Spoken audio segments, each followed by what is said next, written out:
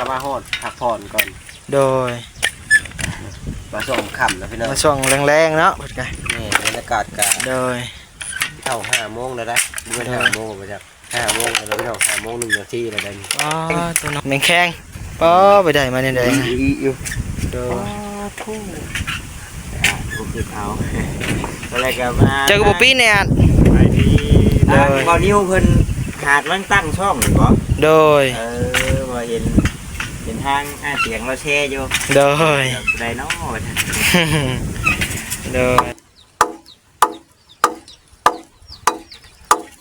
10,000เนาะบ่บัดนี้เอาเรื่อยก็เห็ดกลางแดดเลยนะพี่น้องไงไข่ดอกแดดยำค่ำยำแรงตอนนี้ก็5 โมงแรงแล้วพี่น้องไง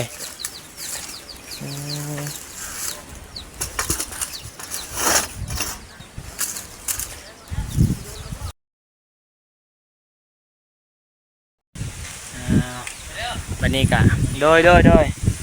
เปิดคลิปก่อนโดยเอากำลังวันนี้กับช่อง YouTube บ่าวนิวคือเก่าพี่น้องไงกราบทักทายสบายดีพ่อแม่พี่น้องเมื่อทุกคนเนาะบ่าวนิวกะยามแรงๆแดดบดหน่อยนึงมานี่แหละมาเบิ่งมาคนดอกคนดินนี่แหละอยู่ทางบ้านในอาจคือเก่าพี่น้องเอ้ยทางอาจกับโบได้พุ่งโบผักเลยพี่น้องเอ้ยมืดเว้นเพิ่นกะกับมีทางคนบ้านใกล้เฮือนเคียงพี่น้องเอ้ยมาคนดินซอยอาจเพิ่นกะคนแถวบ้านนี่แหละ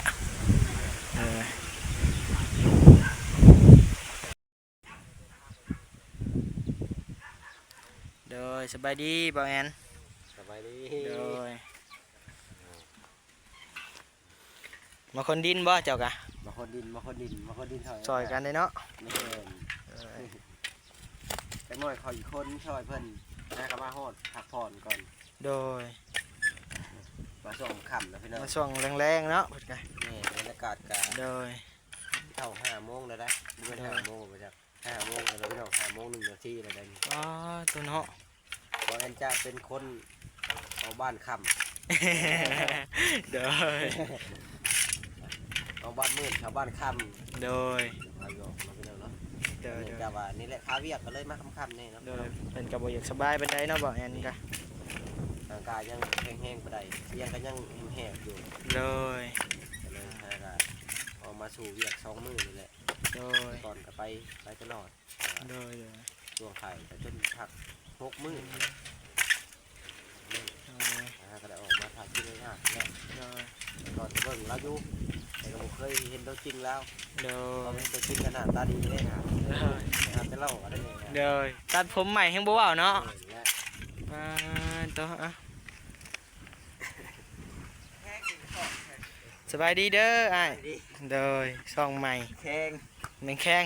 ป้อไปได้มาได้อยู่เดี๋ยวเอาอะไรกันมาเจอกับบ่ปีเนี่ยไปที่บ่าวนิ้วเพิ่นหาดมันตั้งช่องหรือบ่โดยบ่เห็นทางเสียงเราแช่อยู่โดยได้เนาะโดยเอาเนาะให้ผ่านได้ไว้พี่น้องเลยโดยหาแต่มาบ่เจ้ากะโดยมาได้ทางใดเนาะใช่ลงมาจะดงเห็นน่ะไปคนเดียวอีกเก้าคนนี้ก็ได้โดยสายเดียวเนาะแม่โดยไปเลยบ่นิ้วกับสายเดียวคือกันหักบ่ได้ไปใกล้พี่น้องเลยใกล้ดอกอันไอ้อาจอยู่ใกล้อยู่โดยคิดว่าแข็งน่ะให้อาจนะปีนน่ะมันเป็นเอาไม่เฉดหน่อยดีไว้เด็กช่วยอยู่โดยเสียหน้ากูเด้อเดี๋ยวไปเช็กูเด้อโดยเป็นไงเมื่อยบ่ไอ้อาจเมื่อยเลยเนาะมือเลยมื้อนี้โดยมีแต่ผู้นั้นเนาะบ่เมื่อยพี่น้องเลยขอพนี5 ล้อขอพนี5 ล้อขอพนี5 ล้อให้เป็นแคมเลยพ ราะว่าจะกวาดมันเต็มนะ เด้อเอามันเต็มเด้อเลยเป็นยังสั่งเด้อ จะเป็นพิจารณาแล้ว เราเห็นร้อยมันไม่ได้รถมาเนาะ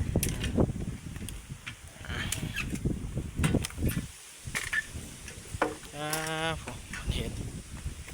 มาแต่เฮงเลยบ่เจ้าน่ะมาแต่เฮงเลยบ่ ใบ1 โมง มาแต่1 โมงพู ไม่เข้าโมงหนึ่ง เด้อคือบ่มาแต่เช้าๆรถ เนี่ยพอนี่รายเด็ดเด้ อืม เราก็อยู่รายเด็ดรายงานเด้ นี่บ่อยู่ซิโนบ่เจ้าน่ะ โน่น อยู่คุมได้น่ะ 2 2 คุมช่องโดยบ่เป็นหยังใช่ผู้หนึ่งบ่มานำบ่ผู้หนึ่งเพิ่นไปใช่น่ะฮู้อยู่บ่เจ้ากะ เมื่อทางคอน เมื่อบ้านบ่ เมื่อแหละ อืม นี่มันอยู่กัดแล้ว โดย อยู่บ่ได้อยู่ได้ อยู่บ่ได้เลยเป็นหยังอยู่บ่ได้เนาะทางไอ้อาจกระผัดพรนั่นหนึ่งก็สิลงมืออีกแล้วพี่น้องเอ้ยบ่ได้ยอมใดเพิ่นก็เนาะโอ้สิแล้วเนาะพี่น้องเอ้ยเหลือจักกองเหลือ1 2 3 4 5เหลือ5กองพี่น้องเอ้ย ขาเจ้าแล้วมันหนาวนี่มาเห็นว่าเนี่ยรถตัวเมื่อก่อนนะเก้าห้าตัวเลยอันนั้นเลี้ยวก่อนจะขาเจ้าหน้ามันมาเห็นแต่บอกกับไพ่จริงๆ อ่ะใส่อันป้าบ่คำเดี๋ยวสับไปใส่เลย คุณนี่อยู่หลั ล้าง งบ้านเด้ โอ้เพิ่นเฮ็ดหยังกันน่ะโดยเบิ่งไปเบิ่งทางบุกคำก่อนเอ้าเห็นหยังกันน่ะมาลุมมาลั่วผู้เดียวอยู่เสียนเฮือนครัวแหละตัวผู้เพิ่นลี่เฮ็ดผู้เดียวได้พี่น้องเอ้ยบ่ได้มีไผฮู้ได้นี่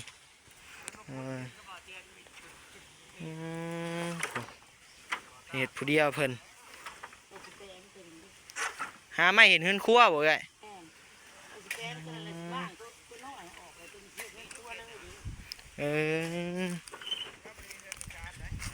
บ่ได้อยู่บ่ได้เศร้าเนาะเจ้าก็เนาะเอาเฮ็ดเอาเฮ็ดก็เป็นของเฮาคือเก่าแหละโดย อันนี้ตารางเขาถึงบ่ไปต้าเข่าที่เขาเว้ากันแล้วไผกัน โดย เป็นเขาหนึ่งน้ำเด้ ต่อจักเรือจักผ้าพี่น้องเอ้ย มันตัดเสา เสียตัวนี้บ่เฮ็ดเสาน่ะ นี่เลยเห็ดเสาก็เลยมันน้อยเดี๋ยวออกตัวมากมันจะเป็นเล็กจะปูนะ โดย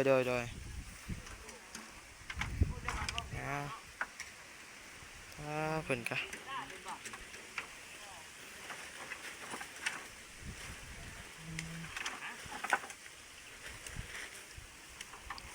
เห็นความไหม้เนาะพี่น้องเอ้ยบ่มีเสาบ่ มีเสาเนี่ยกี่มากมาเลยกะเอาไม้น้อยได้เห็ดเลยเป็นเสาตัวนี้มากมันจะพูดเลย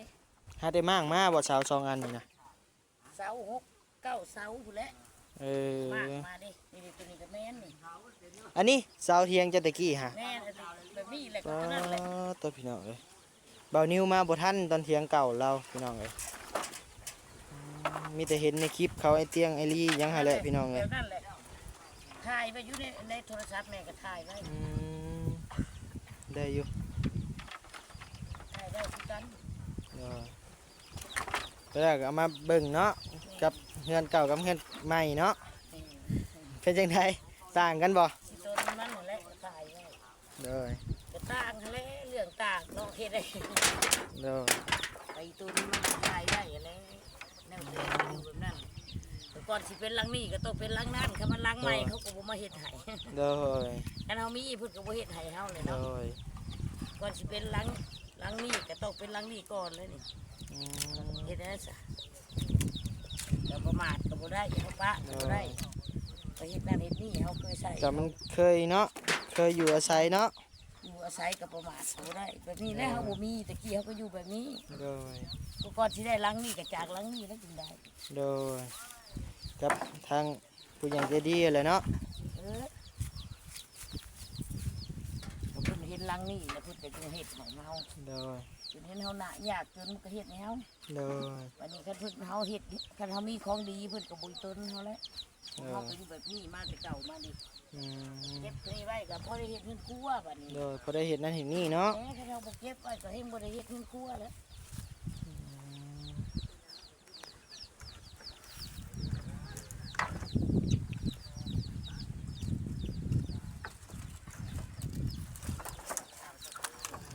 เห็ดในใดมานี่นะ แบกมา แบกมาแต่ผู้ แม่น อ๋อตัวพี่น้องเอ้ย แบกมาเลย คือบ่บอกบ่นิ้วเนาะวันนี้สิไปซอยใส่รถมา แบกมา 2 คนก็ไม่อ่านนี่แบกเอาไง กินมากแล้วเอง นั่งเองเลย มากเอง อ๋อตัว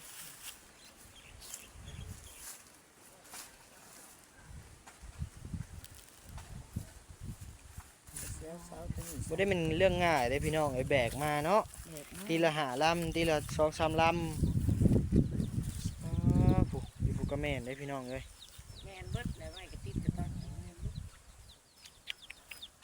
แตะกระตึกมันก็แม่นแตะอันบ่ แต่แต่ก็แบกมาบ่ แบกมา อืมสิเฮ็ดเลยบ่นี่ฮะ บ่แล้วตัดไว้มือได้แล้ว อืม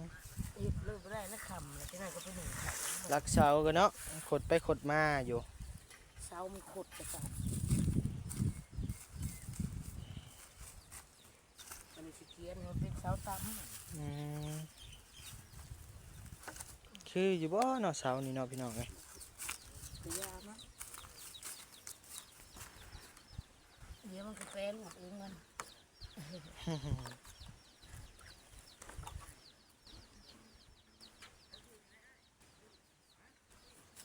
เงินครัวพี่น้อง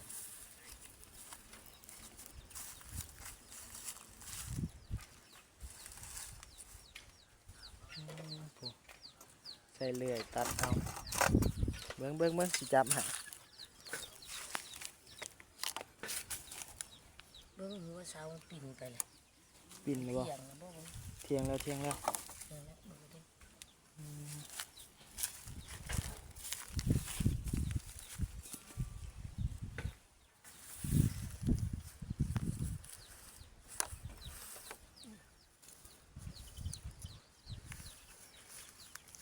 คือว่าเพิ่นไปไสเนาะบ่เห็นหน้าเห็นตาเมื่อกี้นี่มะลิอยู่นี่พี่น้องเอ้ยโอ้โห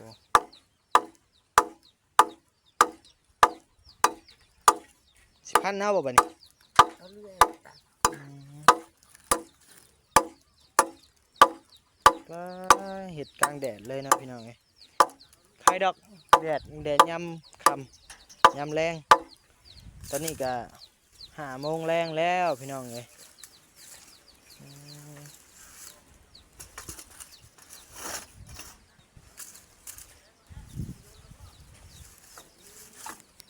เอาตัวนี้ออกเนาะเอาอืม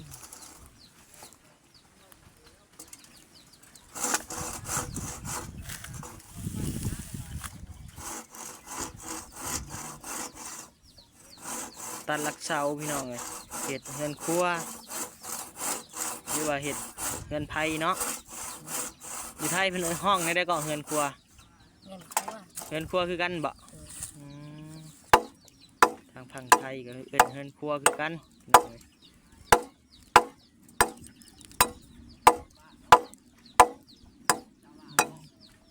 ไม้แข็งได้พี่น้องเลยไม้อันนี้ไม่มะขามบ่ โม่ไม่มึงดิไม่ยังไม่เขาว่าไม่เปื่อยก็บ่แม่นนะไม่พกอย่างนี้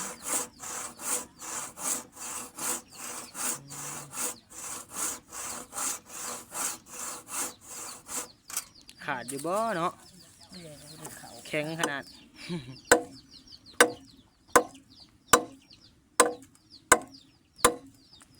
ไปนี่ก็ผ้าตัดเอา ผ่าตัดเอาหมดบ่นะกะเฮ็ดแต่เฮิงเลยบ่นี่นะ โอ้หลายปี บ่อันจะมานั่งเฮ็ดได้นี่นะ หากะมา อืม วนมาแต่ ตอ หึ น ง น้ำแข็งไปเทแล้วก็มาเลือกไม้ออก หึงเติบเนาะบ่ได้ฮู้มื้อได้ว่าจะมาเฮ็ดอยู่ในนี่ผู้เดียวจ้ะ แล้วก็มาเลือกไม้ออกมา อืม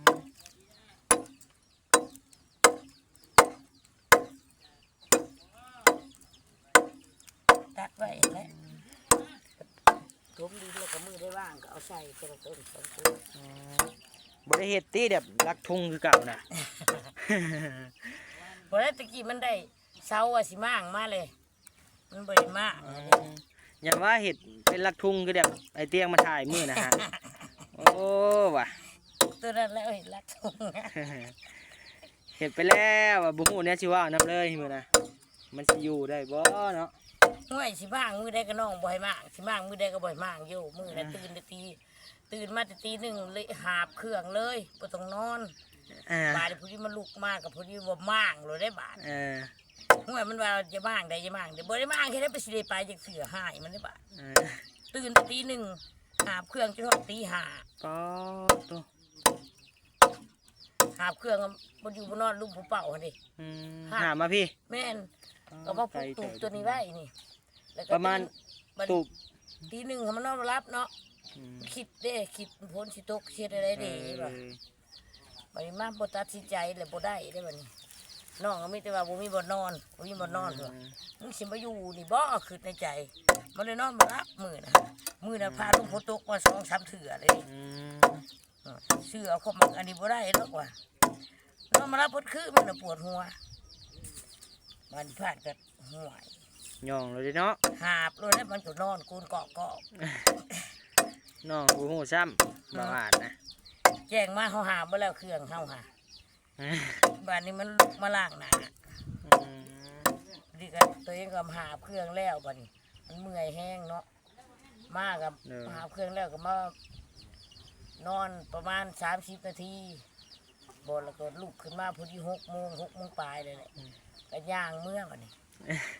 ย่างเมื่อพอดีมันลุกบัดนี้มันไปตักน้ำนี่มันมีสางนี่นะไปตัก โอ้ น้ำ มีน้ำสางบ่อยู่นะ มีน้ำสางด้วยนะฮะ อืมขุดเอง บ่น้ำสางอยู่ในหันมันมีตะเกา เออ สางในหน้าเขาดิบัดนี้มันก็ไปเย็นตักน้ำล้างหน้าบัดนี้ อืม ว่าสิไปมากหลังคาไปคายเฮ็ดหยังนอมือน่ะบ่ได้มากมือที่สองมากก็เป็นจังได้มาก บ่นิวเบิ่งในคลิปไอเตียงเนาะมา แม่นบ่ จนบ่ฮู้แนว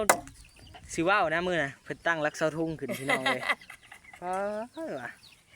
มันก็สิอยู่บ่เนาะไม่สำ เอา คั ว่า ญ สิ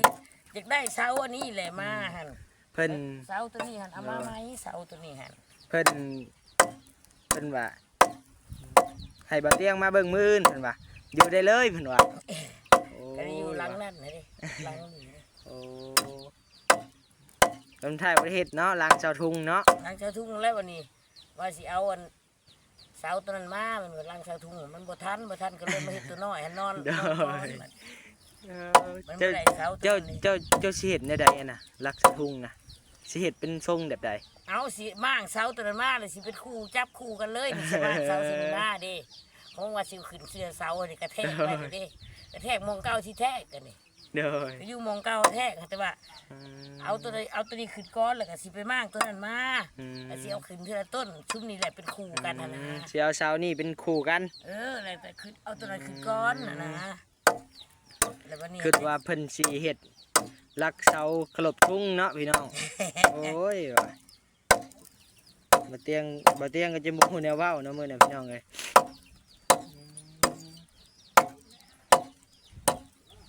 โอ้เนาะไม่แล้วคนมา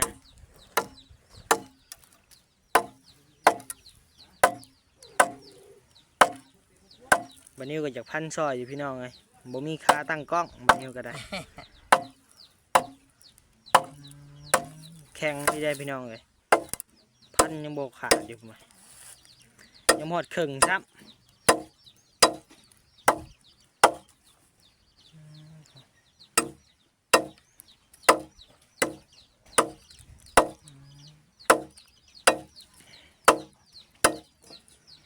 เมื่อยแล้วบ่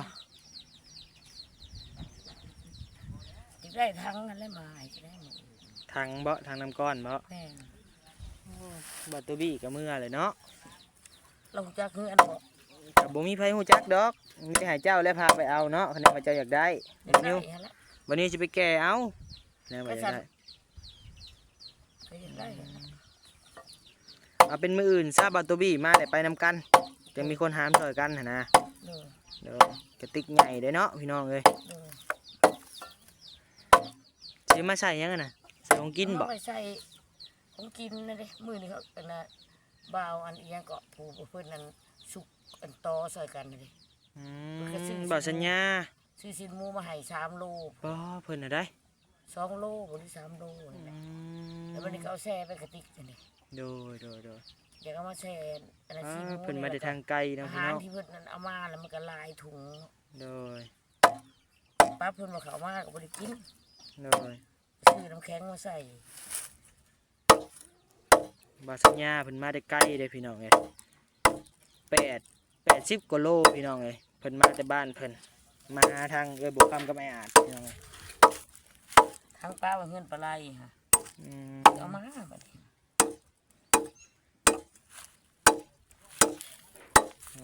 นี้อื่นครับเดี๋ยวไปเอาด้วยก็สิเอา โดยเดี๋ยวสิบ่าวนิวสิพาไปเอาดอก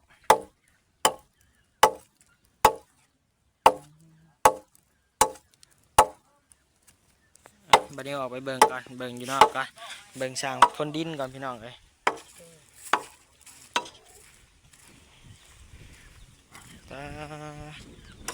อ้ายเพิ่นมาซอยคนดินพี่น้องเอ้ย ผมมานี่ยังยุ่งอยู่เลยเนาะ อ้ายเป็นซอยคนดินพี่น้องเอ้ยโดยสบายดี ได้แม่ป้าเพิ่นเฮ็ดหยังล่ะครับผมเดียว เพิ่นรักเสาเฮือนมาบัดนี้สิซอยอยู่บัดนี้จะไปพุ่นบัดนี้ อ่ะ โดย มาเดี๋ยวจับกล้องให้ก็ได้ ได้แล้ว ได้บ่ โดย เอา เดิน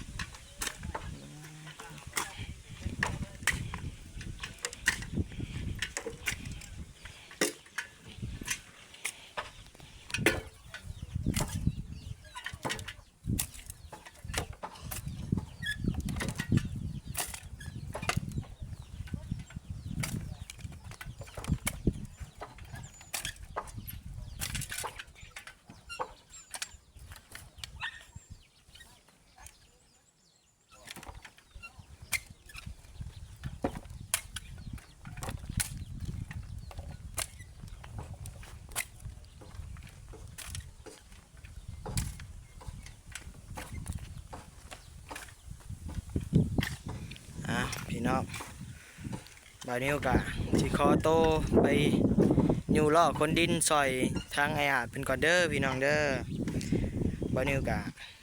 สิได้ขอลาเด้อบัดนี้เด้อพี่น้องเอ้ยขอบมกขอบใจเด้อพ่อแม่พี่น้องที่ได้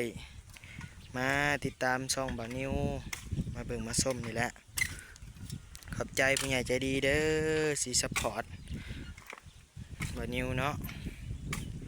ที่ติดตามที่เบิ่งที่ชมขอบใจหลายๆเด้อเอา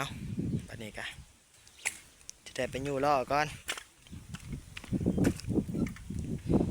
สบายดีและสวัสดีเด้อพ่อแม่พี่น้องเอ้ยบ๊ายบาย